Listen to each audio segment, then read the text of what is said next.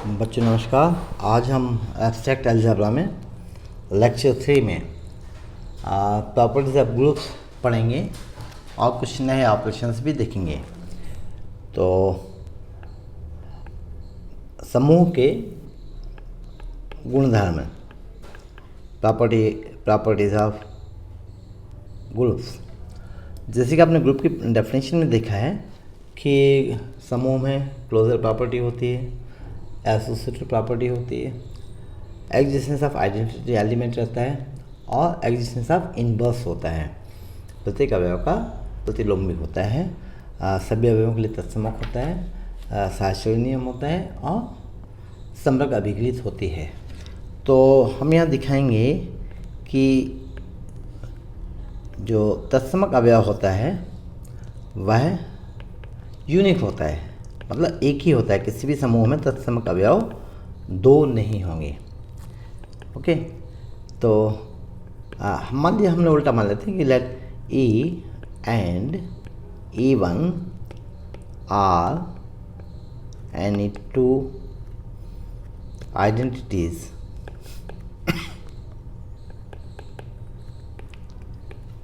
Of G. मान लीजिए कि ई और E1 समूह जी के दो तत्समक अवयव हैं, तब ई कंपोजिशन E1। अब आगे हम देखिए कंपोजिशन को ब्लाइंड रखेंगे, कुछ बीच में ऑपरेशन नहीं लिखेंगे। मतलब ऑपरेशन आप मान लीजिए कि कंपोजिशन है, तो E composition E1 equal E1 equal E1 composition E if E is a identity of G. यदि जी का तत्समक ई है तो E composition E1 equal E1 composition E होगा। डेफिनेशन से आपको स्पष्ट है। एंड यदि E1 आइडेंटिटी है तो ई कंपोजिशन E1 इक्वल मिलेगा ई इक्वल E1 कंपोजिशन ई। कब? यदि E1 जो है आइडेंटिटी एलिमेंट ऑफ जी है, जी का तत्समक है। यहाँ से ऊपर से क्लियर है कि स्पष्ट है कि E1 equal E, therefore identity of G is unique. मतलब दोनों आइडेंटिटी अलग अलग नहीं हो सकती, ये बराबर होंगी। इसी प्रकार सेकंड प्रॉपर्टी हम देखते हैं कि इन्वर्स भी अद्वितीय होता है। मतलब किसी अवयव के दो इन्वर्स नहीं हो सकते। यूनिकनेस ऑफ इन्वर्स, प्रतिलोम की अद्वितीयता। तो हम मान लेते हैं कि मान लीजिए यहाँ भी दो इन्वर्स हैं, so let B and C are two inverses of A. A is an arbitrary element of G. Then AB equal E equal B, चूँकि B इन्वर्स है, and AC equal E equal CA। यहाँ पर C inverse है और पहले में first में B inverse है और सेकंड में सी ए का इन्वर्स है। आपकी डेफिनेशन से क्लियर है कि ए कंपोजिशन ए इन्वर्स इक्वल ई होता है। नाउ अब देखिए, हमें यूनिकनेस दिखाना है, मतलब हमें दिखाना होगा बी इक्वल सी। तो हम बी लेके चलते, बी से स्टार्ट होते हैं। तो बी इक्वल लिख सकते हैं बी ई, चूँकि ई आइडेंटिटी है, और बी इक्वल बी ई, या बी इक्वल हम लिख सकते हैं ई भी। ओके, क्योंकि ई आइडेंटिटी है।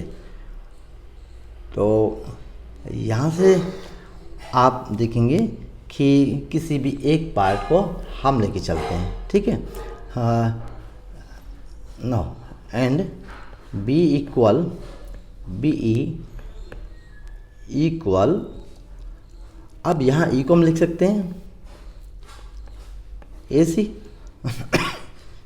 बाई सेकंड से।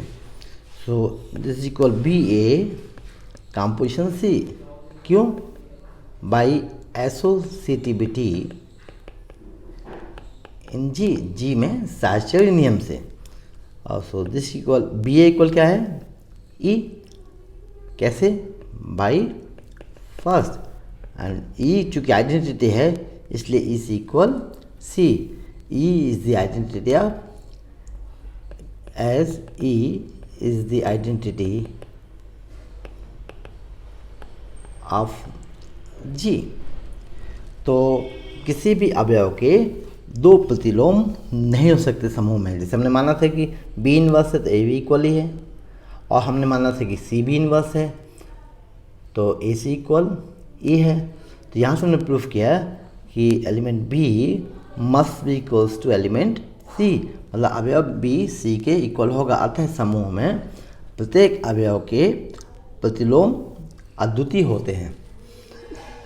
तीसरी प्रॉपर्टी हम देखते हैं कि सभी A belongs to G, for all A belongs to G, A inverse whole inverse equal A.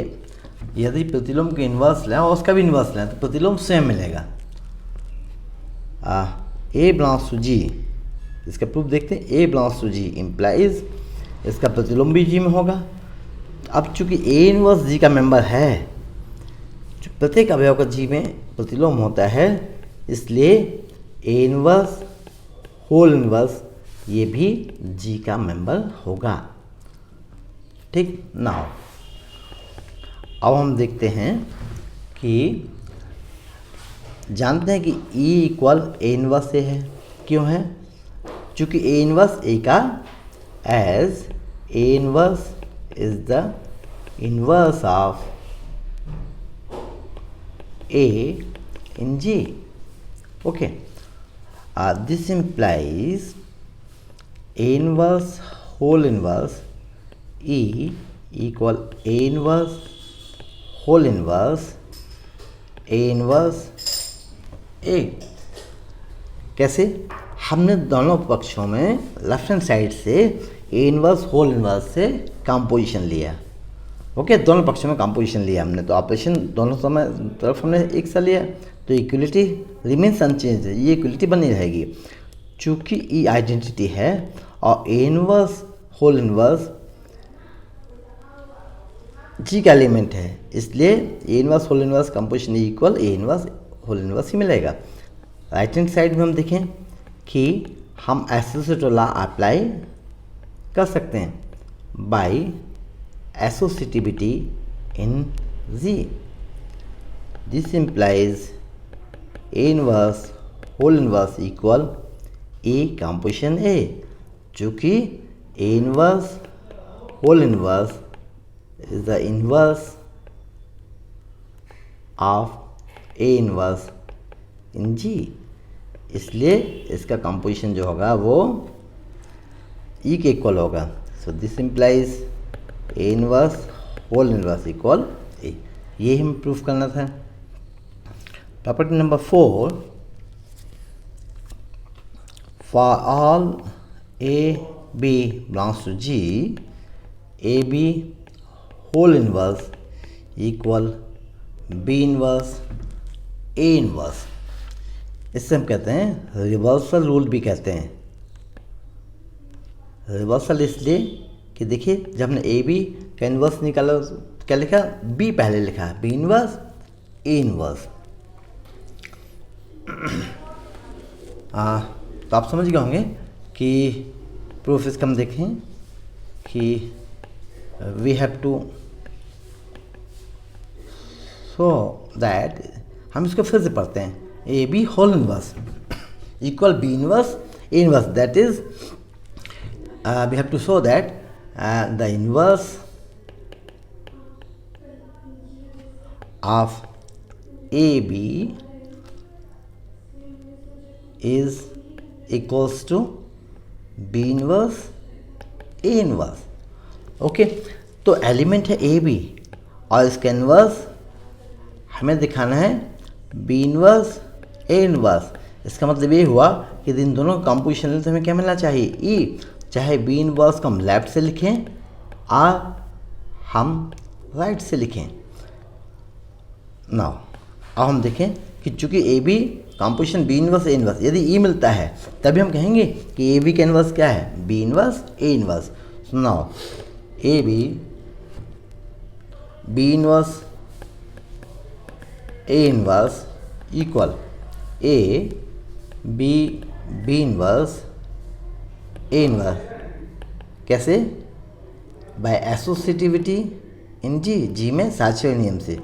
This equals a, चूँकि बी इनवर्स जो है बी का प्रतिलोम है, इसलिए बी इनवर्स मिलेगा ई इक्वल ए इनवर्स। ए को लिख सकते हैं हम ए, और ए इनवर्स पहले से है, so this equals to E. And यदि लेफ्ट से देखें हम बी इनवर्स ए इनवर्स को हम लेफ्ट से कॉम्पोजिशन लें तो मिलेगा आपको बी इनवर्स, फिर से एसोसिएटिव अप्लाई किया हमने, और A inverse A equal E B को हमने लिखा बी, चूँकि ई आइडेंटिटी है, ये आपको मिला नहीं ई के इक्वल। तो हमने देखा फर्स्ट से और सेकंड से, therefore B inverse A B equal E equal A B inverse A inverse. Therefore B inverse A inverse is the inverse of A B, so A B whole inverse equal B inverse A inverse. इसको generalise भी कर सकते हैं। Generalised reversal rule, ये हमारा number 4 था। इसका हम नंबर 5 दे देते हैं कि if x1 x2 and so on xn minus 1 xn are elements of G, then x1 composition x2 and so on xn minus 1 composition xn whole raised to minus 1, that is inverse। inverse ये सब हम लिख रहे हैं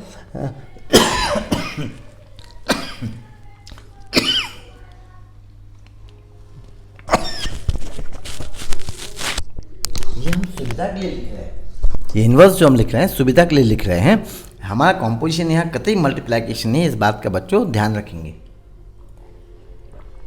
जैसे हम लिख सकते हैं कि x1 x2 xn whole inverse, अब रिवर्सल रूल है जिससे ऊपर हमने 2 के लिए देखा था, रिवर्स फॉर्म में लिख देंगे xn inverse xn minus 1 inverse and so on x2 inverse x1 inverse. तो ये हुआ रिवर्सल रूल। अब इसके अलावा नंबर 6 हम ये देखते हैं कैंसिलेशन ला। निरसन नियम आपने पढ़े हैं कि हम दोनों पक्षों से किसी भी जो कॉमन राशि है उसको हम काट देते हैं। तो यहाँ हम देखते हैं कैंसिलेशन लाज,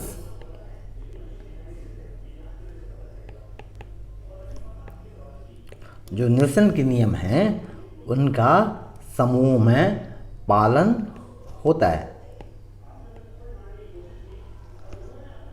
कि जैसे कैसे देखें कि if A, B, C are any 3 element of G, then number 1 A composition B equal A composition C implies B equal C। इसे हम कहते हैं लेफ्ट कैंसिलेशन ला।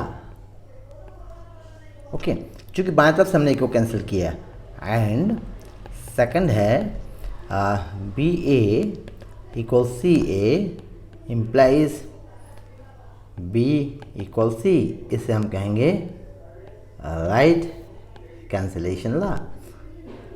तो पहले हम नंबर 1 को देखते हैं कि लेट, इसके प्रूफ देखें हम कि let A B any arbitrary, arbitrary से मतलब क्या है बेटा, स्वैच्छिक अवयव है, स्वैच्छिक है, मतलब हमने ऐसा नहीं कि कोई पर्टिकुलर एलिमेंट ले लिया। तो ए भी यानी आर्बिट्रेरी एलिमेंट ऑफ जी, इसको हम थोड़ा रफ कर देते हैं, इसको सुधार देते हैं। A B an arbitrary element of G, then A belongs to G. चूंकि समूह में प्रत्येक अवयव का प्रतिलोम होता है, इसलिए ए इनवर्स भी जी का मेंबर होगा। किस प्रकार से होगा? देखो बच्चों, एक बात हमें हमेशा ध्यान देना है कि हम यदि ग्रुप में कोई बात प्रूफ करने जा रहे हैं तो ग्रुप की जो 4 प्रॉपर्टीज़ हैं, उन्हीं 4 प्रॉपर्टी का उपयोग कर सकते हैं, उससे आजू बाजू किसी अन्य प्रॉपर्टी का उपयोग नहीं कर सकते हैं। तो हमने कहा कि ए कोई भी स्वैच्छिक अवयव है जी का, और ए बिलोंग्स टू ए यदि जी का मेंबर है तो ए इनवर्स भी जी का मेंबर होगा। और किस प्रकार से होगा कि A inverse A equal E equal A inverse. Now अब हमें दिखाना है नंबर 1, क्या दिखाना है? A B equal A C implies B equal C. तो हम ए बी इक्वल ए सी लेते हैं, बहुत सिंपल है ये। तो यहाँ से हम कॉम्पोजिशन, चूँकि ए को हटाना है तो ए इनवर्स से हम कॉम्पोजिशन ले लें दोनों पक्षों में। Okay, take composition with A inverse to the left of both sides. दोनों पक्षों के बाईं ओर से ए इनवर्स से कॉम्पोजिशन ले लीजिए।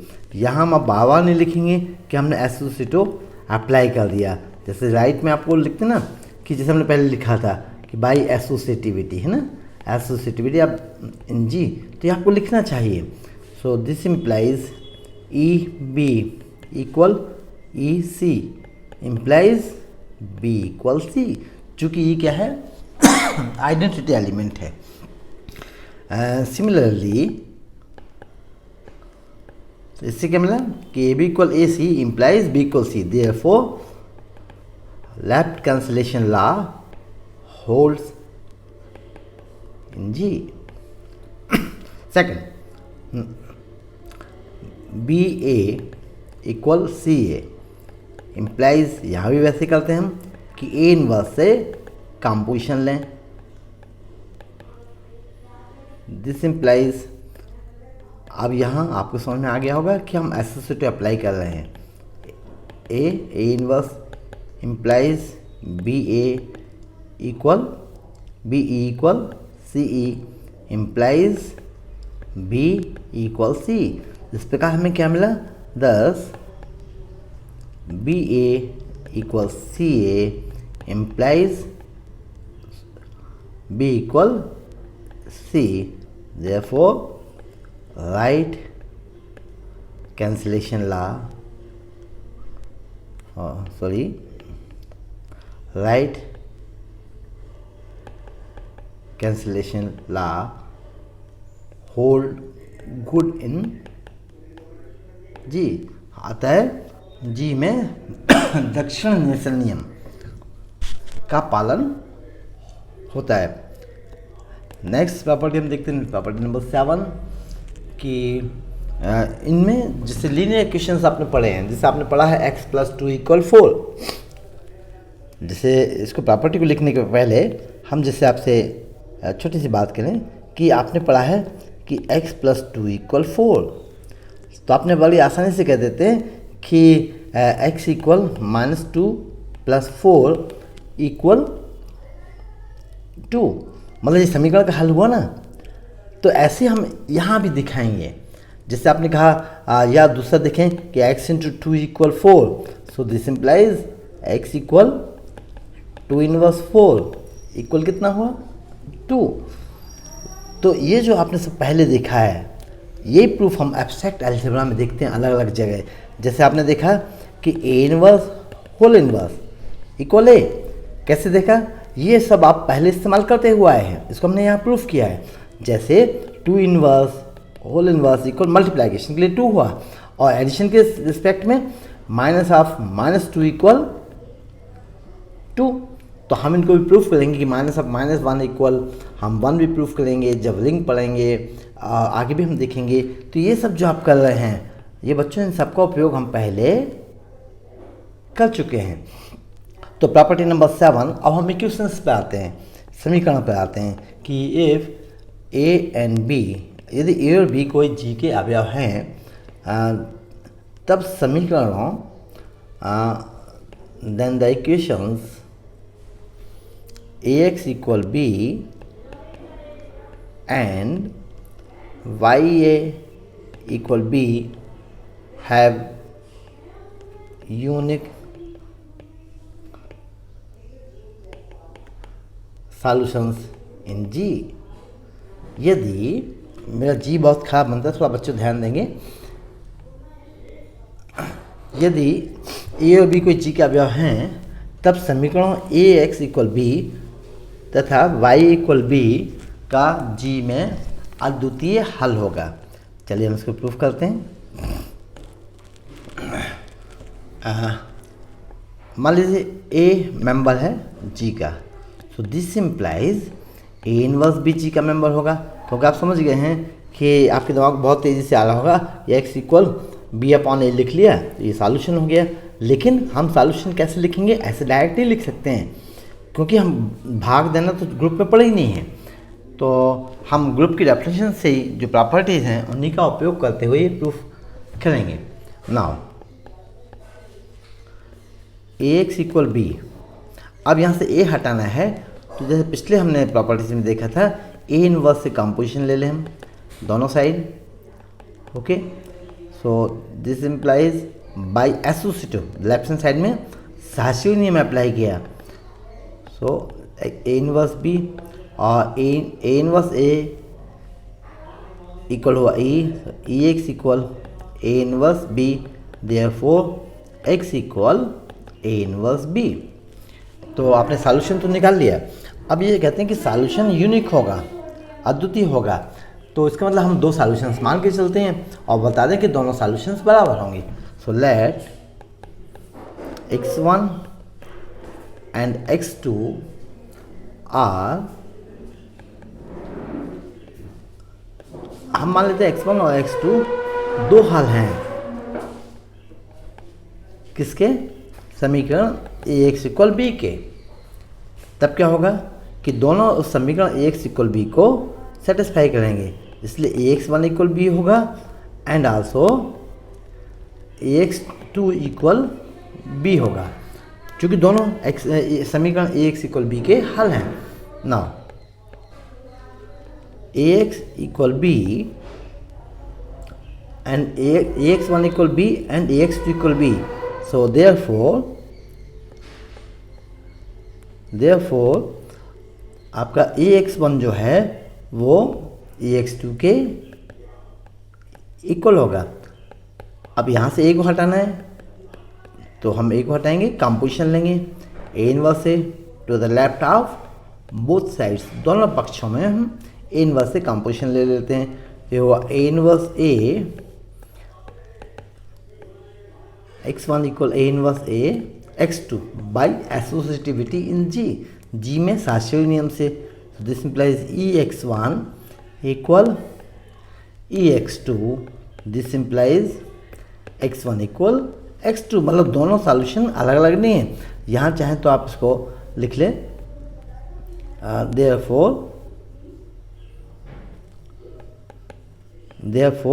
x1 equal x2 and so equation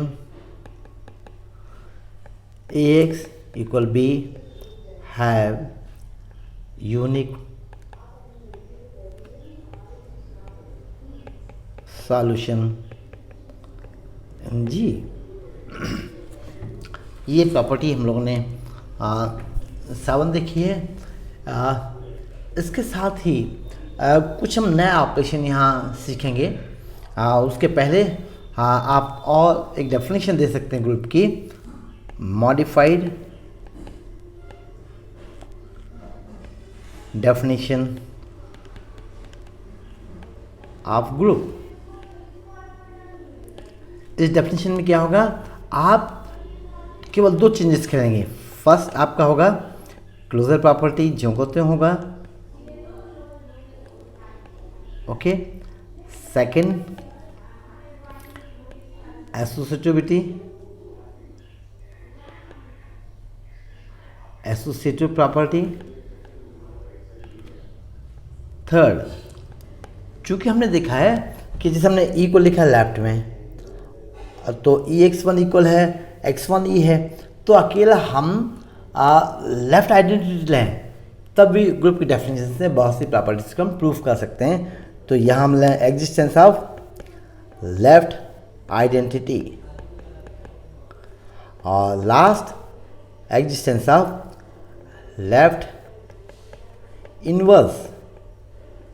तो एक आपकी मॉडिफाइड डेफिनेशन मिल जाएगी आपको ग्रुप की, है ना। इसकी हमें आवश्यकता नहीं है, इसका बहुत ज़्यादा उपयोग नहीं होता है, तो हम छोड़ते हैं।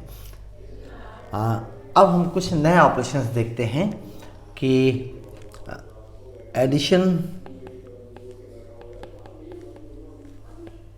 मॉडलो एम, इसको एडिशन मॉडलो एम मतलब एडिशन को जैसे जोड़ना कहते हैं, तो इसको बच्चों यदि हम एडिशन मॉडलो एम कहें तो ज़्यादा ठीक लगेगा, या मॉडलो के लिए योग अवशेष एम कहना वो ज़्यादा बहुत अच्छा नहीं लगता है, इसलिए हम इसको एडिशन मॉडलो एम ही कहते हैं। कि किन्हीं भी दो पूर्णांकों के लिए जोड़ना है तो एक नया ऑपरेशन होता है जिसे हम एडिशन मॉडलो एम कहते हैं। इसको हम जैसे प्लस एम से दर्शाते हैं, मतलब प्लस एम अकेला जो है ये एक ऑपरेशन है, जोड़ना नहीं है ये, मतलब एडिशन मॉडलो एम हम इसको पढ़ते हैं।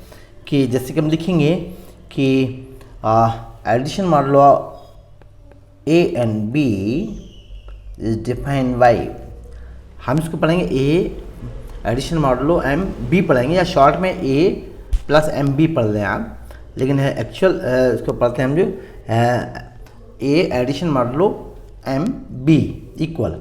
अब आपकी डेफिनेशन आप देखिए कि least non negative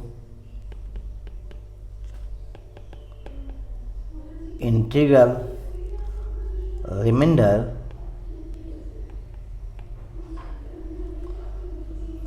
when a plus b is divided by m, मतलब वह अशून्य,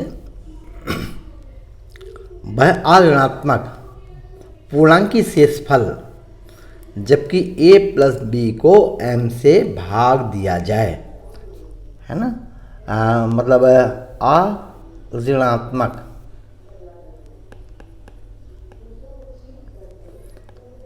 पूर्णांकीय शेषफल जब a प्लस बी को m से भाग दिया जाए, ओके, उसे हम कहते हैं addition modulo m of a and b। फिर से सुन लीजिए कि a plus M B equal least non negative integral remainder when a plus B is divided by m। अब इसी में एडिशन में आप देखें कि हम एक साथ मल्टीप्लाइकेशन भी ले लेते हैं, है ना। कि मल्टीप्लाइकेशन मॉडलो m क्या होगा, ठीक। तो multiplication modulo m a cross M B, ये भी वही है, least non negative integral remainder when a into B is divided by m। देखिए कोई अंतर नहीं है, प्लस की जगह इंटू हो गया कि a प्लस एम बी, बहुत आसान है बच्चों, इसका भी हम आगे बहुत से एग्जांपल्स लेंगे। तो a प्लस एम बी हो गया least non negative integral remainder when a plus B is divided by m। तो भाग देना सभी जानते हैं, जोड़ना भी हम सभी जानते हैं। आप ये मत सोचिए कि हम सेकेंडरी के एब्स्ट्रैक्ट अलजेब्रा पढ़ रहे हैं तो कुछ कठिन पढ़ेंगे, यहाँ जितना भी आपने देखा बहुत आसान है। जैसे मान लीजिए आपसे कहा जाए 4 + 5 8, अब देखिए आपके दिमाग में इसका आंसर आना चाहिए 4 + 5 8, मतलब 4 + 8 कितना हुआ 12। इस 12 को आप 5 से डिवाइड कीजिए तो 5 × 2 = 10, इसमें शेषफल कितना हुआ 2, तो ये 2 हो गया आपका आंसर। ओके, फिर से देखें, और भी कोई प्रॉब्लम देख सकते हैं। जैसे हमने लिया 4 प्लस समथिंग, कुछ डिफरेंट लेना चाह रहे हैं कि 4 + 4 एडिशन मान लो 5 के लिए, तो 4 और 4 + 4 कितना हुआ 4 + 4 = 8। 8 को हम डिवाइड करते हैं 5 से, तो 5 बन जा, 5 माइनस करेंगे तो क्या मिलेगा, रिजल्ट इज 3। ये हो गया आपका 3। तो आप देख रहे होंगे कि एडिशन अलग बात है और एडिशन मॉडलो m बिल्कुल ही अलग बात है। ओके, तो यहीं से आप देखेंगे कि हम यदि देखें 4 × 5 8, ये कितना हो गया 8 को 32 हुआ, 8 4 = 32, और 32 को यदि हम डिवाइड करेंगे, 32 को डिवाइड करके देखिए आप 5 से, 5 × 6 = 30, रिमाइंडर कितना हुआ 2, तो रिजल्ट हो गया 2। ओके, और 4 × 5 4 4 4 = 16, 4 4 = 16, और 16 को आप डिवाइड करें 5 से, तो 5 3 = 15, remainder is 1, this is your remainder. Okay, तो result is 1 because remainder is 1। तो मेरे ख्याल से ये दोनों ऑपरेशंस आपको बहुत अच्छे से क्लियर हो गए होंगे कि ए और बी का एडिशन मॉडलो m और a और b का मल्टीप्लिकेशन मॉडलो m, ये ऑपरेशंस की आपको आगे भी आवश्यकता पड़ेगी। जब हम रिंग और फील्ड पढ़ेंगे, इंटीग्रल डोमेन पढ़ेंगे, तब इन ऑपरेशंस की भी वहाँ बहुत आवश्यकता पड़ेगी। इसलिए रिंग में भी मतलब ग्रुप में भी इनकी आवश्यकता होती, इसलिए हमने इसको डिफाइन किया है। तो चलिए हम कोई एग्जांपल ले लेते हैं कि जो एडिशन मॉडलो m और मल्टीप्लिकेशन मॉडलो m पर डिफाइन है, उस पर जाने के पहले हम एक न्यूमेरिकल एग्जांपल लेंगे। लेट g इक्वल, हमने लिया 0 1 2 3 4, एडिशन मान लो 5, ये हमने ऑपरेशन लिया। हाँ, आप ये सोचेंगे बार बार 5 क्यों ले रहे हैं, आप कुछ भी ले सकते हैं। चलिए हम इसको 3 ले लेते हैं, है ना, थोड़ा और छोटा कर देते हैं। ओके, ये हमने इसको थोड़ा छोटा कर दिया।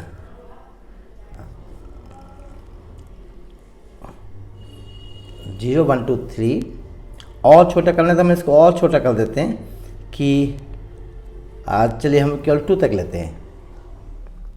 ओके, मल्टीप्लिकेशन के लिए हम ज़्यादा ले लेंगे, तो हम 2 के बाद अगला क्या हुआ 3 is a group with respect to the operation of addition modulo 3। Okay, तो देखिए हम इसको केवल सॉल्यूशन में टेबल ही बनाएंगे, बाकी आप लोग लिखेंगे कि आप कंपोजिशन टेबल बना लीजिए कि हमने एक वर्टिकल लाइन खींची है और यहाँ से कॉर्नर से हॉरिजॉन्टल लाइन, हम यहाँ लिख लेते हैं ऑपरेशन 3, एलिमेंट्स लिख लें 1 0 1 2 और 0 1 2 यहाँ लिख लिया हमने। इसको हम क्लोज कर देते हैं। ओके, ये आपका हो गया कंपोजिशन टेबल। तो आप देखेंगे 0 + 0 कितना हुआ 0, 0 + 1 1 एंड 0 + 2 इज 2, 1 + 0 1, 1 + 1 2 और 1 + 3 कितना हुआ फॉर एडिशन मॉडलो 3 0। इसी प्रकार 2 + 0 2, 2 + 1 0 और 2 + 4 1। आप लोग चौंक तो नहीं रहे? देखिए फिर से कि 2 + 1 2 प्लस एडिशन मार लो 3 इक्वल कैसे 0 कि हम 2 धन 1 2 + 1 कितना हुआ 3 और 3 को जब हम 3 से डिवाइड करेंगे तो रिमाइंडर क्या मिलेगा 0। इसी प्रकार 2 + 3 2 + 2 हुआ 4 और 4 को 3 से डिवाइड किया तो रिमाइंडर शेषफल हुआ 1 और यही आपका है 1 + 3 2। ओके, तो यहाँ हम देखते हैं कि इनको हमें ऑपरेशन लेने पर ये हमें 0 मिल रहा है, तो 0 का प्रतिलोम योगात्मक प्रतिलोम 0 हुआ, 1 का 2 हुआ प्रतिलोम, यहाँ से भी आपने देखा है, और 2 का प्रतिलोम कितना हुआ 1। तो 1 का प्रतिलोम 2 और 2 का प्रतिलोम 1, मतलब हमें इन्वर्स मिल गया एडिशन मॉडुलो 3 के लिए कि inverse of 1 is 2 and inverse of 2 is 1, inverse of 2 is 2 और इन्वर्स ऑफ 0 इज़ 0। और 0 क्या है? आइडेंटिटी एलिमेंट है एडिशन मॉडुलो 3 के लिए, क्योंकि 0 के सामने वाली रो देखिए आप, ये जो मिल रही है आपको बिल्कुल समान है, क्योंकि 0 1 2 ऊपर है और 0 1 2 नीचे भी है, तो इस ऑपरेशन से कोई अंतर नहीं पड़ रहा है +0 से। इसी प्रकार आप वर्टिकल कॉलम में देखेंगे कि ये जो है वर्टिकल कॉलम 0 1 2 3 0 1 2 ये इसके समान है, इसलिए 0 आइडेंटिटी है और इन्वर्स भी हमें मिल गया। चूँकि ये मेंबर्स जो हैं 0 1 2 ये सभी इसी सेट के मेंबर्स हैं, इसलिए क्लोजर भी है।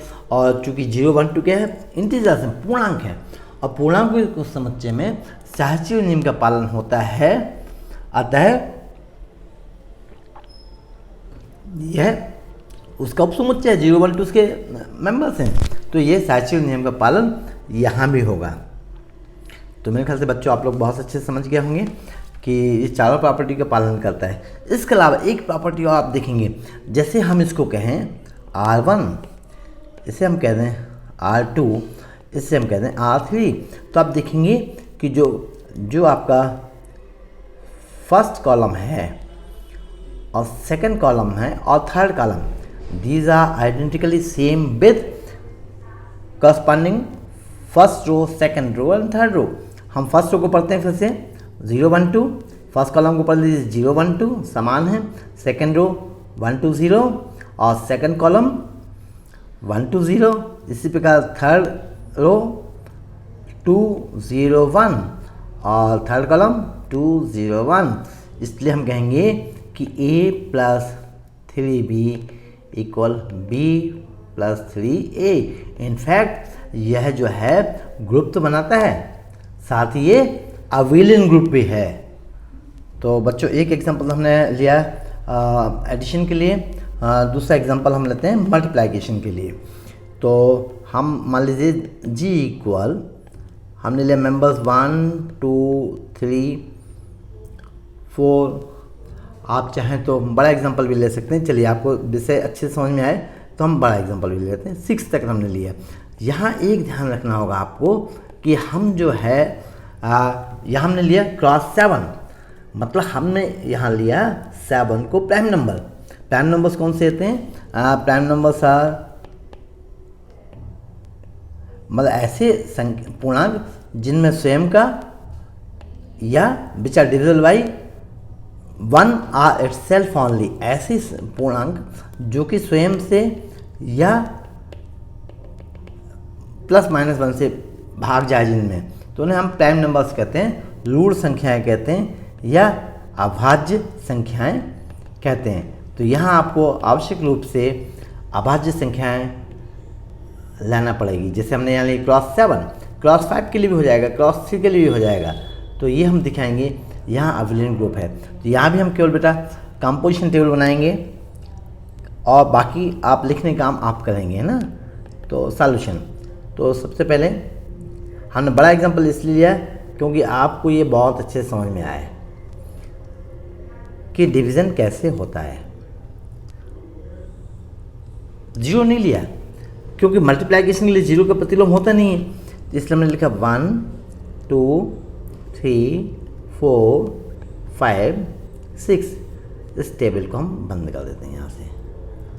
ओके,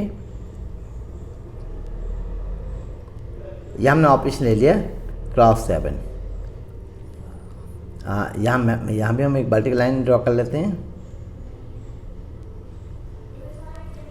1 2 3 4 5 6, इसके यहाँ बंद कर देते हैं। ये आपकी कहलाती है कंपोजिशन टेबल। चाहे तो इसको आप हॉरिजॉन्टल लाइन से भी बंद कर दीजिए। हम दूसरा कलर इसलिए ले रहे हैं कि आपको आसानी हो इसको समझने में। ओके, अलग अलग जो आपके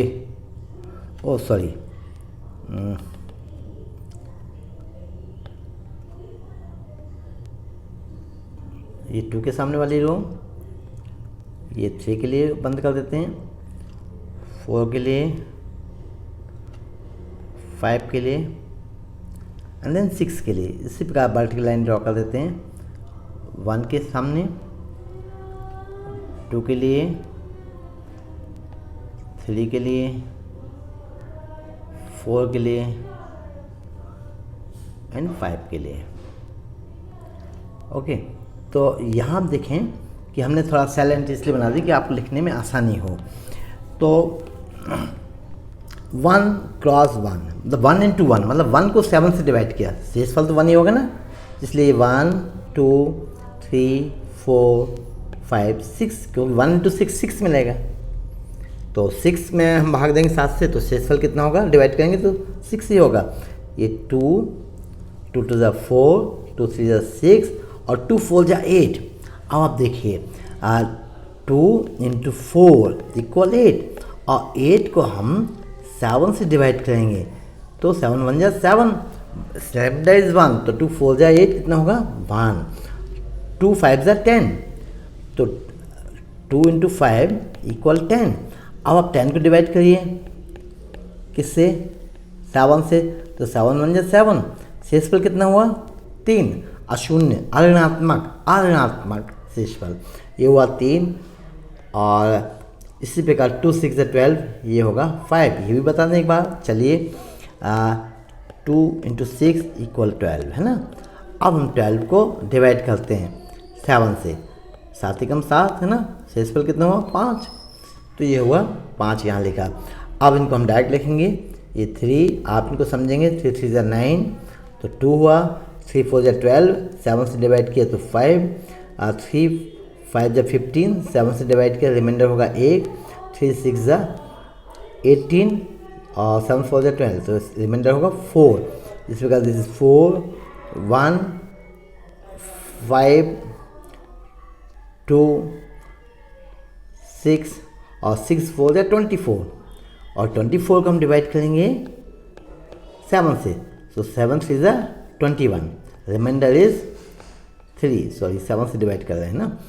तो इसी प्रकार यहाँ भी 5 5 2 10, तो बचेगा 3, 5 3 15, बचेगा 1, 5 4 20। मेरे ख्याल से ये आपको समझ में आ रहा होगा सभी।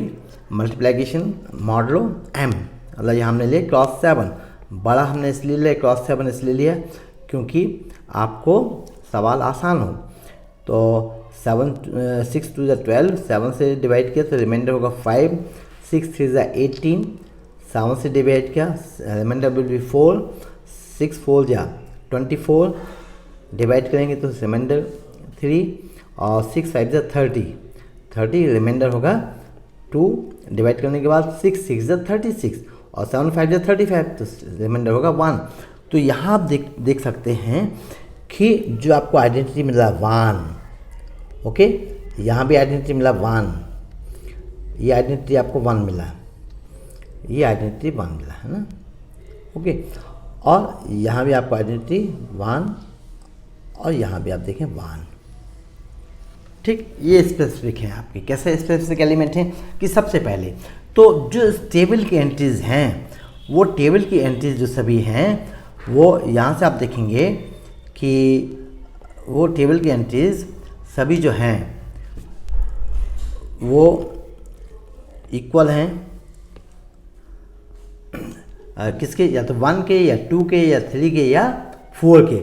मतलब जो भी आपको ग्रीन में एंट्रीज दिख रही हैं ग्रीन कलर से, वो सभी कहाँ से हैं, नंबर 1 to 6 में से हैं, मतलब क्लोजर प्रॉपर्टी है। नंबर 2, चूँकि ये सभी इंटीजर्स हैं 1 2 3 4 5 6 और सेट ऑफ इंटीजर्स में सहचर्य नियम का पालन होता है, अतः हमारे समूह जी में भी सहचर्य नियम का पालन होगा। दूसरी हो गई। नंबर 3 आप देखेंगे आइडेंटिटी। तो 1 के सामने जो रो है ना, ये देखिए ये आइडेंटिकल समान है दोनों रो, टॉप वाली जो है ना हेडिंग वाली रो है और ये दोनों समान है। 6 के नीचे 6 है, 5 के नीचे 5 है। ये कैसा हो रहा है, ये 1 के सामने हो रहा है, 1 के सामने हो रहा है। इसी प्रकार 1 के नीचे देखेंगे आप कि ये दोनों कॉलम ये दोनों समान हैं, इसलिए 1 जो है इसके लिए मल्टीप्लिकेटिव आइडेंटिटी है। किसके लिए, एडिशन सॉरी मल्टीप्लिकेशन मॉडलो 7 के लिए। और इन्वर्स आपको दिखिए कि यहाँ से आप देखेंगे कि 2 क्रॉस 7 4 इक्वल 1 इक्वल 4 क्रॉस 2 7, ओ सॉरी 2, यहाँ 7 हमने यहाँ गलत लिख दिए थे, तो इसको हम थोड़ा करेक्ट कर देते हैं, ये 7। इसी प्रकार आपने देखा 3 के आगे 1 कहाँ मिल रहा है, यहाँ मिल रहा है, तो किससे मिल रहा है, 3 और 5 से मिल रहा है। सो 3 क्रॉस 7 5 इक्वल 1 इक्वल 5 क्रॉस 7 3। भाई 5 3 = 15 को हमने डिवाइड किया 7 से, तो 7 2 = 14, माइनस के तो 1 मिला, ये हो गया आपका रिमाइंडर। इसी प्रकार आपने देखा 6 क्रॉस 7 6 इक्वल 1 इक्वल, वो तो दोनों साइड एक जैसे नंबर्स हैं, तो हम कह देते हैं कि जो 6 का इन्वर्स है वो 6 है। इसी प्रकार 1 क्रॉस 7 1 इक्वल 1। तो आपने देखा कि इन्वर्स ऑफ इसको सिलेक्ट, इन्वर्स ऑफ 1 इक्वल 1, 1 का प्रतिलोम 1 है, 2 का प्रतिलोम 4 है, यहाँ 3 का प्रतिलोम 5 है, 5 है, 4 का 2, 5 का 3, 6 का 6 इटसेल्फ है, और तो सभी एलिमेंट्स के आपको इन्वर्स भी मिल गए यहाँ, तो इसका मतलब एग्जिस्टेंस ऑफ इन्वर्स है। तो बच्चों आप अपने दिमाग से निकाल चुके होंगे कि केवल एडिशन और मल्टीप्लिकेशन 2 ऑपरेशन होते हैं, इसके अलावा इनफिनिट ऑपरेशंस हो सकते हैं। ये आपने बहुत अच्छा एग्जांपल से देखा कि ऑपरेशंस को समझने के दृष्टिकोण से। Okay, thank you very much बेटू।